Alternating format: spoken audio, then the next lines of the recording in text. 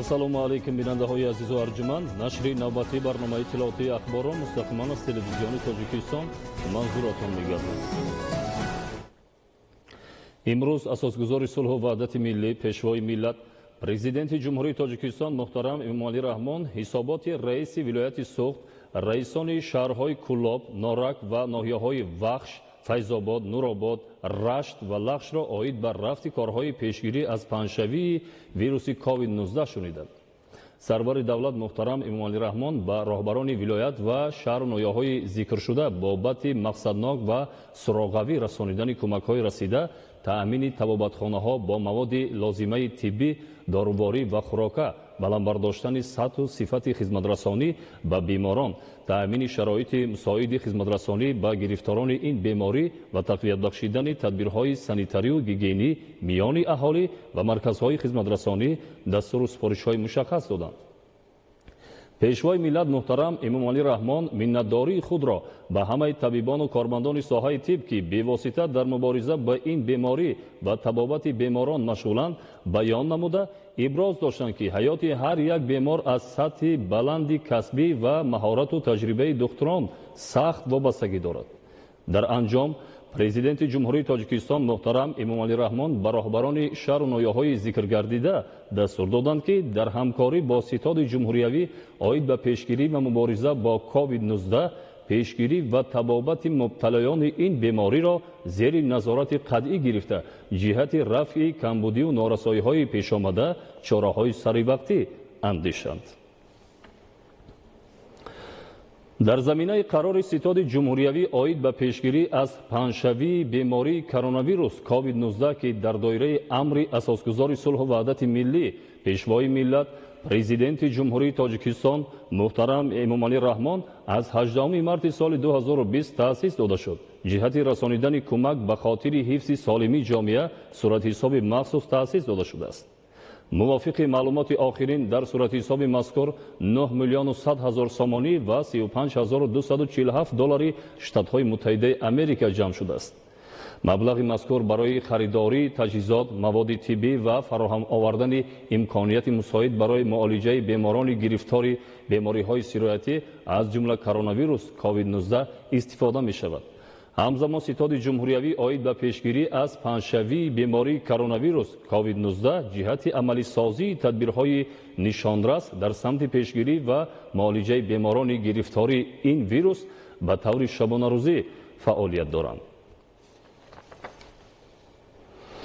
ба ҳолати 14 майи соли 2020 дар муассисаҳои табобатии мамлакат 4299 нафар зери назорати табибон қарор дошта, 907 нафар бо ташхиси сирояти коронавирус ошкор гардида. 29 ҳолати фавти шаҳрвандон аз ин беморӣ ба қайд гирифта шудааст. дар як шабонарӯзи охир 403 нафар пас аз гузаронидани ташхису муоина дар ҳолати қаноатбахш аз муассисаҳои табобатӣ ба хона ҷавоб дода шуданд. вазорати тандурустӣ ва ҳифзи иҷтимоии аҳолии ҷумҳурии Тоҷикистон аз сокинони мамлакат эҳтиромона хоҳиш менамояд, ки бо мақсади пешгирӣ аз паҳншавии бемории коронавируси нав COVID-19 қоидаҳои гигиенаи шахсиро қатъиян риоя намоянд. яке аз мушкилии асосие, ки саломатии инсонро зери хатари вирус ва микробҳои гуногун қарор медиҳад, ин сатҳи пасти системаи иммунитети организм мебошад. агар системаи иммунитети инсон дар сатҳи хуб инкишоф ёфта бошад, организм метавонад бо ҳама гуна бемориҳои сироятӣ мубориза барад. гузориши навбатӣ оид ба баландбардоштани иммунитет омода гардидааст. иммунитет системаи биологиест, ки организмро аз микроб ва вирусҳо ҳифз менамояд. агар системаи иммунитет дар организм вайрон шавад, инсон ба бемориҳои вазнини сироятӣ, илтиҳоби шуш, бо аломатҳои фасодгирии устухон, органҳои дарунӣ, ҳарорати доимии бадан ва бемадорӣ рӯбарӯ хоҳад гашт. организми инсон бе системаи иммунитет танҳо чанд рӯз зиндагӣ карда метавонаду халос. бо мақсади баланд бардоштани иммунитети инсонҳо дар ҷаҳон ва пешгирии бемориҳое, ки ба воситаи иммунизатсия идора карда мешаванд, аз аз овони кӯдакӣ дар давраҳои муайяни ҳаёт гузарондани иммунизатсия ҳатмӣ ва бисёр муҳим аст. ҳама гуна омилҳое ки солимиро мустаҳкам мегардонанд иммунитетро низ устувор месозанд. Машғул шудан ба варзиши пагӯйрӯзӣ, яъне дар муддати 15-20 дақиқа ҳар як шахс ҳангоми бедор шудан аз хоб инчунин тарзи дуруст хоб рафтан вақте ки шахсият дар вақти муайян хоб меравад, дар вақти муайян бедор мешавад, дар ин маврид албатта яъне ки системаи иммунии инсон, системаи асаби инсон дам мегирад. Дар ин маврид албатта системаи иммунии инсон метавонад ки қавӣ ва мустаҳкам гардад. меваҷотҳо дар таркиби худ як қатор витаминҳо, як қатор микроэлементҳое ки барои бало бардаштани системаи иммунии инсон мусоидат мекунанд, яъне ба монанди себ, ангур, нок ва инчунин хурмо, инчунин гелос, зардолу, аз инҳо яъне ки бештар истеъмол кунанд. Истеъмол кардани лимо, чуноне ки дар таркибаш витамини С ва як қатор микроэлементҳое ки барои баланд бардаштани системаи иммунии инсон мусоидат мекунад, аз инҳо метавонанд истеъмол кунанд. Инчунин асалро метавонанд бо донаи сиёҳдона яъне ки омехта карда аз он ҳар пагӯҳирӯзӣ яъне ки як қошуқча дар дили наҳорӣ истеъмол кунанд. албатта ин метавонад ба системаи иммунии инсон як таъсири мусбӣ расонад. илми тиб исбот намудааст ки иммунитети организмро ягон номгӯи доруворӣ устувор намегардонад. танҳо истеъмоли ғизои солим, тарзи ҳаёти солим, тартиботи дурусти рӯз, хоб ва истироҳат ва обутоби пайвастаи бадан метавонад солимии шуморо ҳифз намояд. зульфия раҳимзода, меҳрӯзи ҷумъа, фирӯзи мусо, ахбор. дар пайравӣ ба иқдомҳои башардӯстонаи пешвои миллат муҳтарам эмомалӣ раҳмон имрӯзҳо аз ҷониби ташкилоту идора ва шахсони саховатпеша ба табибон ва ниёзмандон дасти кӯмак дароз карда мешавад. ин навбат аз ҷониби шахсони саховатпеша ба маркази шаҳрии рақами 1 ба номи Ахмед Каримови шаҳри Душанбе кӯмаки инсондӯстона расонда шуд. гузориши хабарнигорони мо. дар пайравӣ ба ташаббусҳои инсондӯстонаи асосгузори сулҳу ваҳдати миллӣ пешвои миллат президенти ҷумҳурии Тоҷикистон муҳтарам Эмомалӣ Раҳмон аз ҷониби соҳибкорони бо ору номуси мамлакат пайваста корҳои хайру савоб ва амалҳои накӯ ба таври мунтазам анҷом дода мешавад. аз ҷумла аз ҷониби соҳибкори ватандӯст Файзулло Алиев ба маркази шаҳри рақами 1 ба номи Ахмед Каримови шаҳри Душанбе маъруф бо номи Якум Советский вобаста ба вазъияти имрӯзаи мамлакат яъне хуруҷи бемории сирояти COVID-19 ҷиҳати гузоштани саҳми худ дар самти пешгирии бемории COVID-19 ва табобати саривақтӣ беморони сироятёфта як кӯмаки хайрхоҳона карда шуд. кӯмаки мазкур ки он барои таъмини беморхона ва муолиҷаи барвақтии беморон расонида шуд, он аз маводи дорувории зиддивирусӣ аз қабили анаферон, азитромитсин, қурсҳои махсуси зиддивирусӣ, инчунин маҳлулҳои антисептикӣ иборат мебошад. дар маҷмӯъ кӯмаки мазкур маблағи зиёда аз 20 000 сомониро дар бар мегирифт.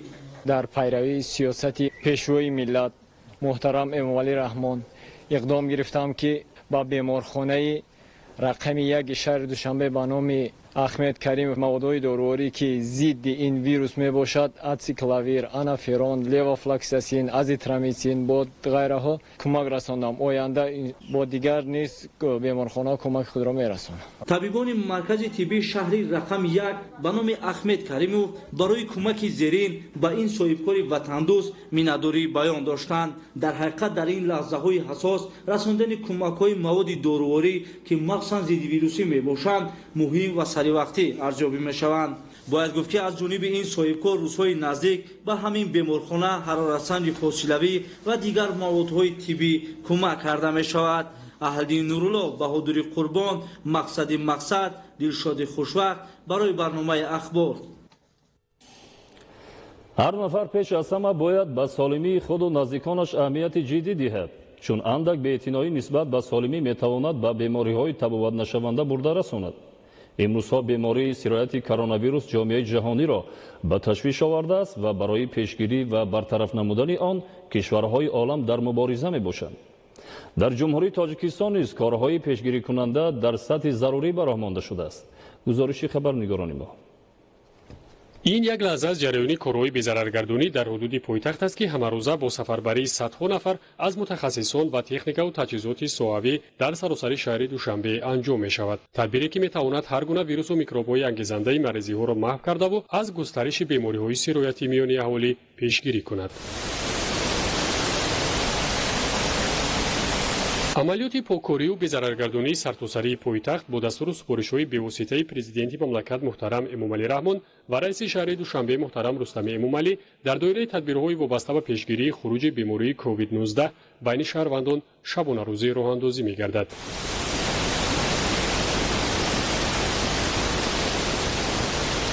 дар идомаи амалиёти мазкур мутахассисони корхонаҳои соҳавии шаҳри душанбе ин навбат дар иншооти маъмурию манзилӣ, марказҳои хизматрасонӣ, дукону мағоза, истгоҳҳои нақлиётӣ ва амсоли ин дар хиёбони рӯдакӣ ва кӯчаву маҳаллаҳои Телман, Пушкин, Ҳамид Маҳмуд, Қурбон Раҳимов, Гурминҷ Завқибегов, Шириншоҳ Шотемур, Турдиев ва меҳнати ноҳияи Исмоилӣ Сомонӣ, инчунин аз хиёбони Саъдии Шерозӣ то кӯчаҳои Моёншоҳ Назаршоев, Аҳмади Дониш, маҳаллаи Зебунисо, Бадахшон 1 ва Бадахшон 2 ноҳияи Шоҳмансур чорабиниҳои санитарию дезинфексионӣ анҷом доданд.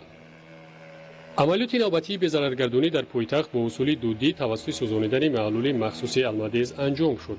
мутахассисон мегӯянд маҳлули мазкур хусусияти маҳви ҳар гуна вирусу микробҳои барангезандаи бемориҳои сироятиро дар масоҳати зиёд дорад.